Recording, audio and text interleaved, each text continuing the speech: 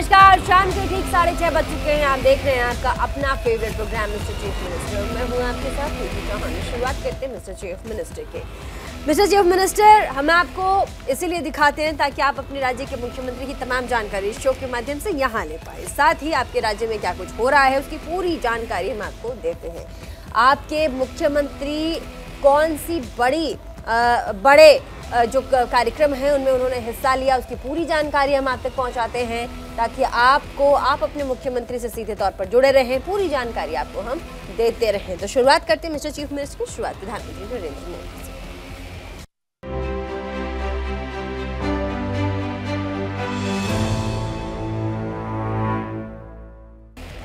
प्रधानमंत्री नरेंद्र मोदी ने मध्य प्रदेश को सौगात दी है। उन्होंने मध्य प्रदेश की पहली और देश की 11वीं वंदे भारत एक्सप्रेस ट्रेन को भोपाल के रानी कमलापति रेलवे स्टेशन से हरी झंडी दिखाई है। अपने संबोधन से पहले प्रधानमंत्री मोदी ने इंदौर के बालेश्वर महादेव झूलेलाल मंदिर में हुए हादसे पर दुख जताया और कहा कि इस हादसे में जो लोग असमय हमें छोड़ गए उन्हें श्रद्धांजलि देता हूं। उन परिवारों के प्रति अपनी संवेदनाएं व्यक्त करता हूं और जो लोग हादसे में घायल हुए उनके जल्द स्वस्थ होने की कामना भी करता हूं। प्रधानमंत्री ने कहा कि आज मध्य प्रदेश को अपनी वंदे भारत एक्सप्रेस ट्रेन मिली है। इससे भोपाल और दिल्ली का सफर और तेज हो जाएगा। ये ट्रेन प्रोफेशनल के लिए, नौजवानों के लिए, कारोबारियों के लिए नई सुविधा लेकर आएगी। आपको बता दें कि वंदे भारत एक्सप्रेस ट्रेन 2 अप्रैल को निजामुद्दीन से रानी कमलापति आएगी। 2 अप्रैल को फिर से रानी कमलापति से निजामुद्दीन जाएगी। इसी दिन ये नियमित हो जाएगी। इसके लिए टिकट बुकिंग भी शुरुआत हो चुकी है। आज एमपी को अपनी पहली वंदे भारत एक्सप्रेस ट्रेन मिली है। वंदे भारत एक्सप्रेस से भोपाल और दिल्ली के बीच का सफर और तेज हो जाएगा। ये ट्रेन प्रोफेशनल्स के लिए, नौजवानों के लिए, कारोबारियों के लिए नई सुविधा लेकर के आएगी। साथियों, ये आयोजन जिस आधुनिक और भव्य रानी कमलापति स्टेशन पर हो रहा है उसका लोकार्पण करने का सौभाग्य भी आप सबने मुझे दिया था। आज मुझे यहीं से दिल्ली के लिए भारत की आधुनिकतम वंदे भारत ट्रेन को रवाना करने का आपने अवसर दिया है। रेलवे के इतिहास में कभी बहुत कम ऐसा हुआ होगा कि एक ही स्टेशन पर इतने कम अंतराल में किसी प्रधानमंत्री का दोबारा आना हुआ हो। लेकिन आधुनिक भारत में नई व्यवस्थाएं बन रही है, नई परंपराएं बन रही है। आज का कार्यक्रम इसी का भी। वहीं दूसरी तरफ इसी कार्यक्रम में मध्य प्रदेश के मुख्यमंत्री शिवराज सिंह चौहान ने प्रधानमंत्री मोदी की तारीफ की और कहा कि आज 1 अप्रैल में प्रदेश के लिए ऐतिहासिक दिन हो रहा है। मोदी विजन के मध्य प्रदेश और देश बदल रहा है। उन्होंने आगे कहा कि जब प्रधानमंत्री पहली बार आए थे तब हबीबगंज का नाम बदलकर रानी कमलापति रेलवे स्टेशन किया गया था। साथ ही आज वो वर्ल्ड क्लास रेलवे स्टेशन बन गया है और इस बार प्रधानमंत्री मोदी मध्य प्रदेश को वंदे भारत ट्रेन की सौगात दे रहे हैं। इस दौरान शिवराज सिंह चौहान ने कांग्रेस पर निशाना साधा और कहा कि एक सरकार थी कांग्रेस की जिन्होंने विदेशी तंत्र दिया था, लेकिन प्रधानमंत्री मोदी ने स्वदेशी का मंत्र दिया है। ये वंदे भारत पूरी तरह से स्वदेशी है। रेलवे स्टेशन होते थे उनको शानदार कोर्ट में बदल दे, उसको मोदी विजन कहते हैं। मोदी विजन हमने देखा जब प्रधानमंत्री जी पहली बार आए थे यहाँ, तब हबीबगंज रेलवे स्टेशन का नाम बदल के रानी कमलापति रेलवे स्टेशन किया गया था और आज वर्ल्ड क्लास रेलवे स्टेशन बनाए। बहनों और भाइयों, इस बार फिर वंदे भारत ट्रेन की सौगात दे रहे हैं। भोपाल से दिल्ली अब कम समय में हम पहुंच सकेंगे, लेकिन मन में प्रसन्नता होती है। एक सरकार थी कांग्रेस की जिन्होंने विदेशी तंत्र दिया था, लेकिन मोदी जी ने स्वदेशी का मंत्र दिया है। ये वंदे भारत स्वदेशी है पूरी तरह से। अब हमारी ट्रेन स्वदेशी, सेना ने यहां एक मेला लगाया है, उसमें टैंक स्वदेशी, युद्धपोत स्वदेशी। ये मोदी जी के नेतृत्व में चमत्कार हो रहा है। ये मोदी विजन है जिन्होंने पूरे देश को बदला है, मध्य प्रदेश भी बदला है। न केवल वंदे मातरम ट्रेन बल्कि शानदार हाईवे, 4 लाख किलोमीटर सड़कें मध्य प्रदेश की धरती पर बनी है। ये नरेंद्र मोदी विजन है। सिंचाई की क्षमताओं का विस्तार हुआ है, यह भी मोदी जी का विजन है। बहनों और भाइयों, 58 लाख गरीबों को मकान, 82 लाख गैस कनेक्शन, 80 लाख किसानों को सम्मान निधि, 1 करोड़ 15 लाख को राशन गरीबों को, 3 करोड़ से ज्यादा आयुष्मान कार्ड और उसके साथ साथ 25 लाख लोगों का इलाज। इसको मोदी विजन कहते हैं। देश बदल रहा है और मध्य प्रदेश भी मोदी जी के नेतृत्व में बदल रहा है। मैं एक बार फिर उनका स्वागत करता हूं और एक और बात के लिए दिन याद किया जाएगा।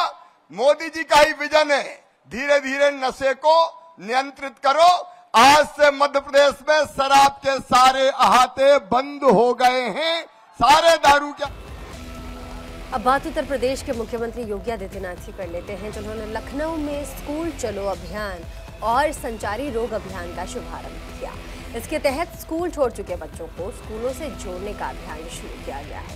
इस मौके पर मुख्यमंत्री योगी ने कहा कि हमारी सरकार ने प्रदेश में बेसिक और माध्यमिक शिक्षा में तकरीबन 1,60,000 शिक्षकों को नियुक्त किया है। इस दौरान मुख्यमंत्री ने कहा कि स्कूल के पास अपनी ग्राम पंचायत का जो रिपोर्ट कार्ड है वो होना चाहिए।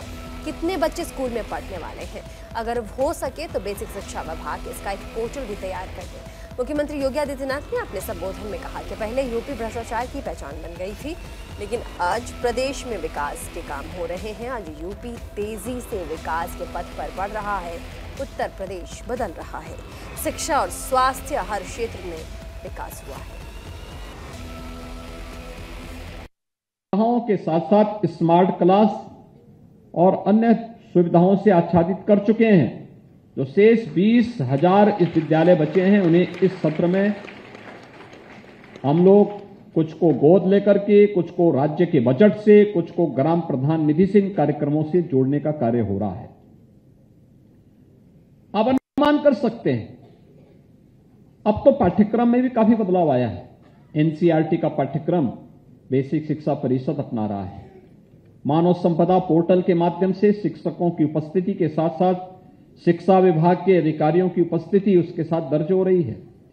निपुण भारत अभियान के अंतर्गत बच्चों के प्रत्येक विद्यालय को, प्रत्येक ब्लॉक विकास खंड को, प्रत्येक जनपद को निपुण विद्यालय, निपुण जनपद, निपुण ब्लॉक घोषित करने का एक प्रतिस्पर्धा, स्वस्थ प्रतिस्पर्धा प्रारंभ हुई है, संपन्न हुआ है। निपुण भारत अभियान के अंतर्गत छात्र छात्राओं को रिपोर्ट कार्ड भी यहां पर वितरण के ढेर सारे कार्यक्रम एक साथ यहां पर आयोजित हुए हैं।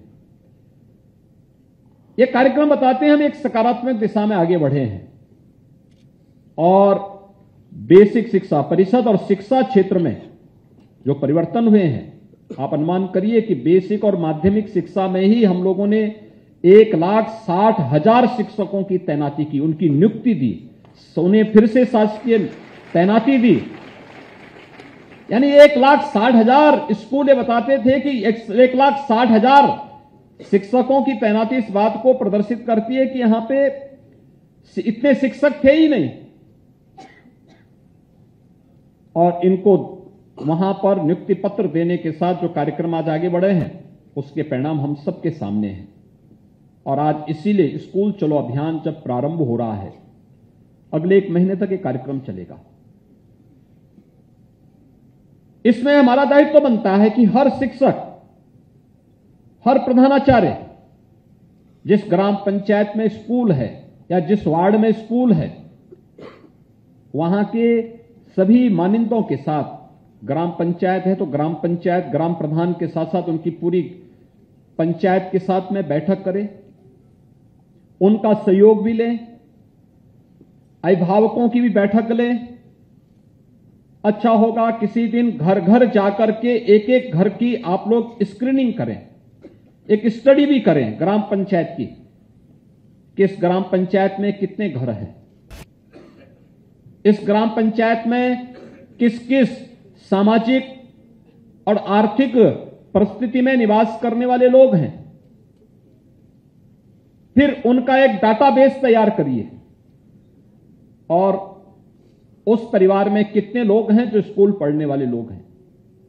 विद्यालय के पास ये रिपोर्ट कार्ड अपना होना चाहिए अपनी ग्राम पंचायत का। और अब बात राजस्थान के मुख्यमंत्री अशोक गहलोत की, जिन्होंने राजस्थान में हो रहे डॉक्टर्स की हड़ताल को लेकर के बयान दिया है। उन्होंने कहा कि 4 से 5 डॉक्टर आरएसएस से संबंधित हैं और आरएसएस की लॉबी डॉक्टर्स को बर्बाद गुमराह कर रही है। डॉक्टरों को हड़ताल खत्म करनी चाहिए और अगर उनकी कोई भी गलतफहमी है तो वो भी दूर हो।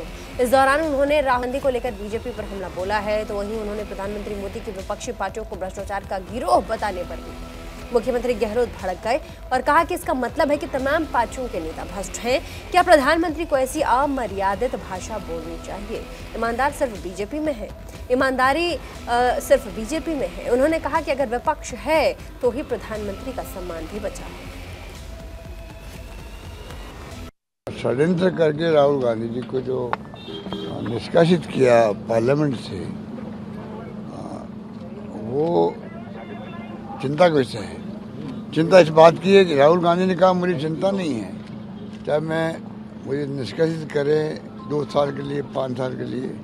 चिंता इस बात की देश की दिशा में जा रहा है, किस दिशा में जाएगा किसी को नहीं मालूम। लोकतंत्र बचा ही कहाँ है। जो जिस प्रकार का सरकार का रवैया है, जुडिशरी दबाव में, चुनाव आयोग दबाव में, इनकम टैक्स, ईडी, सीबीआई का दुरुपयोग, राहुल गांधी जी को बोलने नहीं दिया गया हाउस के अंदर।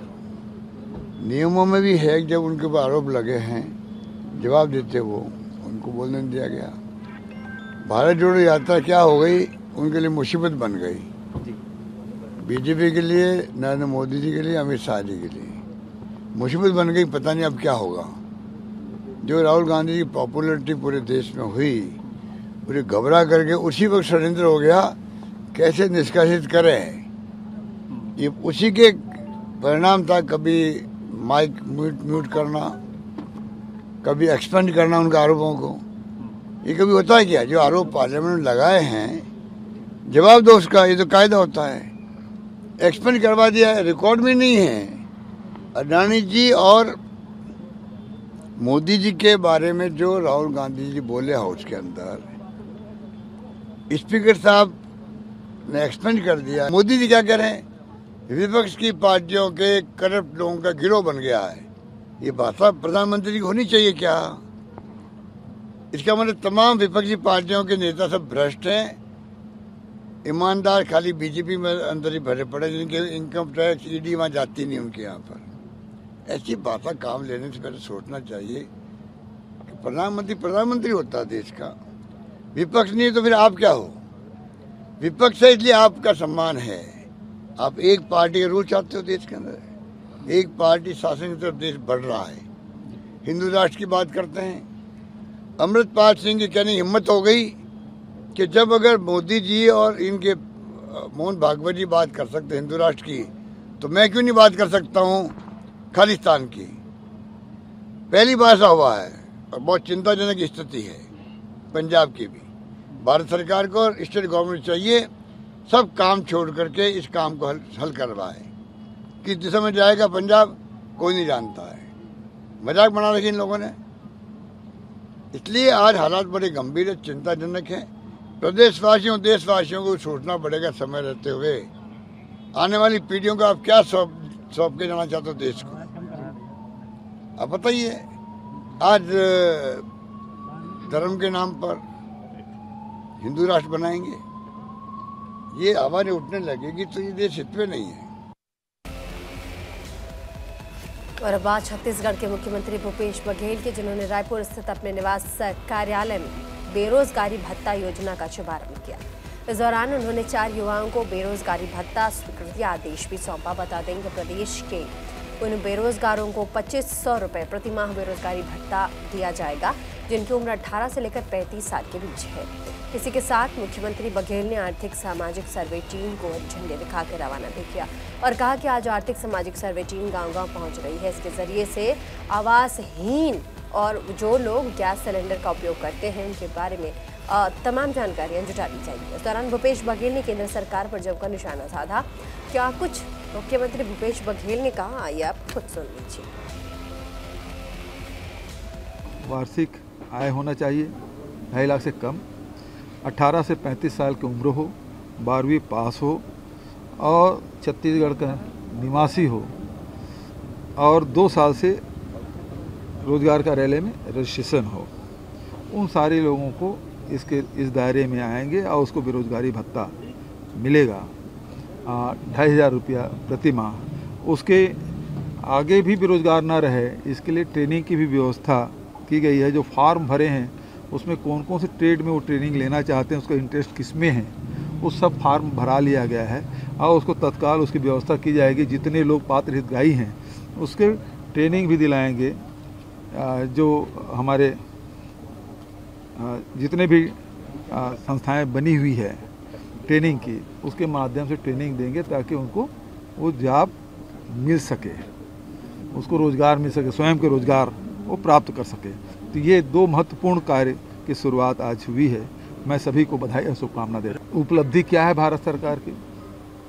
नोटबंदी, GST, महंगाई, बेरोजगारी और नफरत फैलाने, लगातार यही उपलब्धि इनकी रही है। और इसके खिलाफ भारत जोड़ो यात्रा में राहुल गांधी जी पद यात्रा किए, लाखों लाख लोग उस यात्रा से जुड़े हैं, उससे भयभीत होके ये कार्यक्रम लिए हैं। आखिर किसानों को बीच में क्या किस बात को ले जाएंगे? क्या आय दुगनी हो गई? क्या 2 करोड़ लोगों को रोजगार मिल पाया? क्या महंगाई कम हुई? जब सारे क्षेत्रों में नाकाम हुए हैं तो किस बात को लेके जाएंगे? और छत्तीसगढ़ सरकार ने जो जनता ने डिमांड किया, किसानों ने कहा कि 20 क्विंटल धान खरीदी की जाए, सरकार ने किया। विपरीत परिस्थिति में किसानों को इनपुट सब्सिडी के माध्यम से 9,000 रुपये प्रति एकड़ देकर किसानों की आर्थिक स्थिति को हमने मजबूत किया। विपरीत परिस्थिति में तेंदूपत्ता की खरीदी भी की, उसको भुगतान भी किया। लघु अनुपज की खरीदी, 65 प्रकार के लघु अनुपज की खरीदी, उसके वैल्यू एडिशन, और हर परिस्थिति में छत्तीसगढ़ की जनता के साथ, चाहे वो मजदूर हो, चाहे वो किसान हो, चाहे वो आदिवासी हो, चाहे वो व्यापारी हो, अनुसूचित जाति के हो, चाहे उद्योगपति हो, जब जब संकट आया उस वर्ग के साथ छत्तीसगढ़ सरकार खड़ी रही है। इस बात को छत्तीसगढ़ की जनता कभी नहीं भूलेगी। और जो सेवाएं हमारी सरकार के द्वारा, जो सुविधाएं कांग्रेस की सरकार के द्वारा, राज्य सरकार के द्वारा मिला है, आज तक के इसके पहले कभी नहीं मिला था। ये कितना भी कोशिश कर लें, कितना भी बरगलाने भगाने की कोशिश करें, वो नहीं हो पाएगा। लेकिन जनता जरूर पूछेगी कि चिट फंड का पैसा हमारा डूबा है, उसको क्यों नहीं दिलवाया। और अब बिहार के मुख्यमंत्री नीतीश कुमार की कर लेते हैं, जिन्होंने बिहार के सासाराम नालंदा में हुए सांप्रदायिक घटना पर नाराजगी जताते हुए इसे साजिश करार दिया है। मुख्यमंत्री नीतीश कुमार ने कहा कि अभी तक बिहार में सब कुछ ठीक ठाक चल रहा था, कहीं कोई गड़बड़ी नहीं थी, लेकिन अचानक ऐसा क्या हुआ कि जिसके कारण ऐसी घटना घटी। निश्चित रूप से ये किसी न किसी की साजिश दिखाई पड़ती है। मुख्यमंत्री नीतीश कुमार ने कहा कि घटना की जानकारी मिलते ही तत्काल अधिकारियों को अलर्ट कर दिया गया है। जांच के साथ साथ उचित कार्यवाही का निर्देश भी दिया गया। इस दौरान मुख्यमंत्री नीतीश ने केंद्रीय गृह मंत्री अमित शाह के सासाराम दौरे को दौरा रद्द होने को लेकर कहा कि बिहार में सबको उचित सुरक्षा दी जाती है, किसी के साथ कोई भेदभाव नहीं किया जाता। नीतीश कुमार ने साफ तौर पर कहा है कि बिहार में लॉ एंड ऑर्डर की कोई भी समस्या नहीं है, ये सब बदमाशी कर रहे हैं, इसमें किसी के कुछ भी गड़बड़ होने की संभावना नहीं है, जिसकी जांच की जा रही है। जैसे ही इसके बारे में पता चला सासाराम और वहां के बारे में तो तत्काल एक एक तरह से करके तुरंत कंट्रोल किया, लेकिन कल देर शाम में 6 बजे बिहार शरीफ वाला जो पता चला है, और तत्काल सब लोगों को तुरंत हमने पूछना शुरू किया तो वहां भी कंट्रोल किया, लेकिन हमने कह दिया है कि कौन गड़बड़ करता था इधर उधर, उस सब के बारे में ठीक से जानकारी लीजिए, जांच करिए, क्योंकि सब तरह का तो घटना होता नहीं था।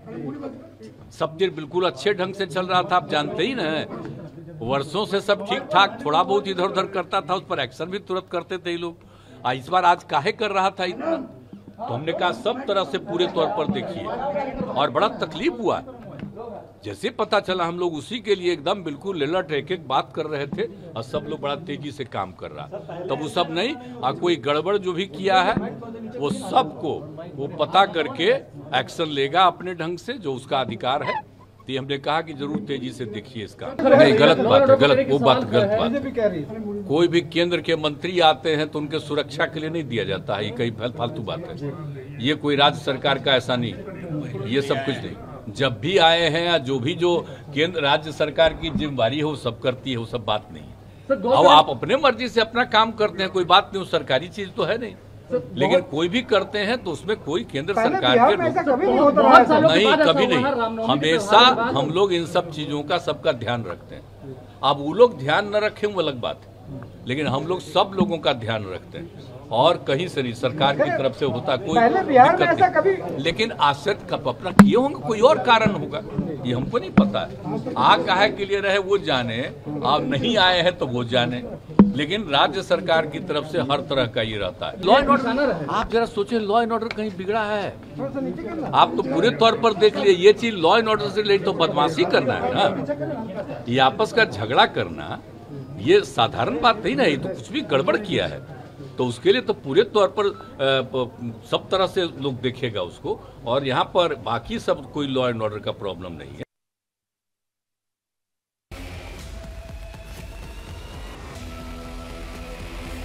इसी के साथ देश और दुनिया की बाकी तमाम खबरों को देखने के लिए बने रहिए न्यूज़ इंडिया 24/7 के साथ, और देखना न भूलें आपका favourite programme mister chief minister.